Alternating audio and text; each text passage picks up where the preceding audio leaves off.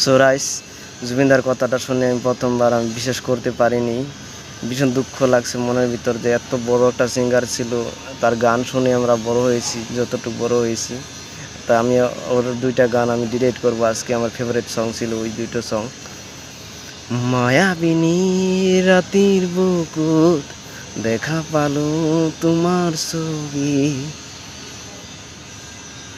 হাহিলে তুমি দুচকু ভরিলেও মন ভরে, বেদনার জলাহি কেতিয়ানো বাবা, মরমর করো কারে Anamika. So thank you rice, ভীষণ খারাপ লাগছে। আমি এই গানটা করবো যে আমার চোখ থেকে পানি বের হয়ে যাবে, বলতে পারবো না। রাইস, ভীষণ দুঃখ লাগছে শুনে জুবিনদার কথাটা আজকে, যে আমাদেরকে ছেড়ে, সবাইকে ছেড়ে চলে যাবে এইভাবে। আমি কখনোই কল্পনাও করতে পারছি না। তার বয়সও বেশি হয়নি, মনে হচ্ছে 52 বছর হয়েছিল ওর বয়স।